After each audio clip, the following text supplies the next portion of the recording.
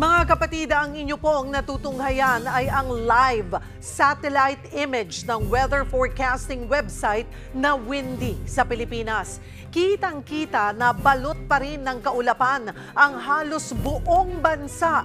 Pero pinakamakapal ngayon ang kumpulan ng mga ulap sa timog silangang bahagi ng Luzon. Indikasyon po ito ng malalakas na mga pag-ulan sa lugar. Sa ngayon hanggang signal number 2 pa rin ang nakataas ng dahil sa bagyong Christine. At kasama na dyan sa mga lugar na saklaw nito ay ang Metro Manila.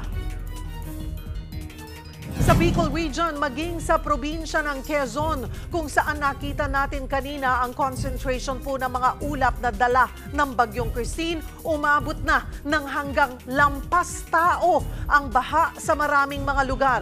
Kaya naman kabi-kabila ang nanghihingi ng tulong. Magbabalita, Simon Gualvez. Sumisigaw na nagpasaklolong ilang residenteng natrap sa lampas taong pagbaha sa Barangay Triangulo, Naga City, Martes ng gabi. Tuloy-tuloy kasi ang pag-ulang dala ng bagyong Christine. Kaya sa ilang lugar, lumubog na ang mga sasakyan dahil sa hanggang 5 talampakang pagbaha. Nagsagawa naman ng relief at rescue operations ang Angat Buhay NGO ni dating VP Lenny Robredo. Nagpagamit sila ng rescue boats para sa mga gustong lumikas. Mataas na baha rin ang naranasan sa Del Rosario, Naga City. Umapaw naman ang spillway sa Barangay Fabrica sa bayan ng Bula sa Camarines Sur kaya bumaha sa kalsada nitong Martes. Pumasok din ng tubig sa isang eskwelahan. Sa Pasakaw, abot bubong ang taas ng tubig. Dahil sa walang tigil na ulan, bumigay na ang Waras Bridge sa Maharlika Highway sa bayan ng Pili. Ito pa naman ang daan patungong Naga mula Legazpi.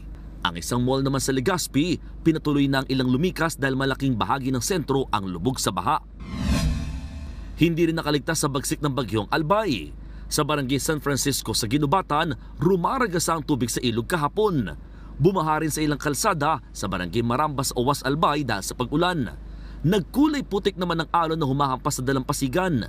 Sa panayam ng Good Morning Kapatid sa Provincial Disaster Risk Reduction and Management Office ng Albay, halos 6,000 pamilya o 17,000 individual ang kinailangang ilikas. Binabantayan din ang banta ng lahar mula sa Bulkang Mayon.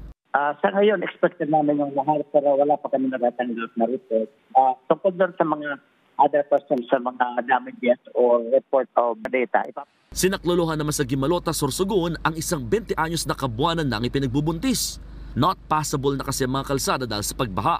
Tulong-tulong ang rescuers na siya'y buhatin para maihatid sa nag-aabang na ambulansya at madalas ospital. Hindi na rin madaanan ng kalsada sa Barangay Payapa, Tagkawayan sa Quezon. Umapo kasi ang ilog kaya umabot sa kalsada ang tubig. Ako, Simon Gualvez, para sa 1PH.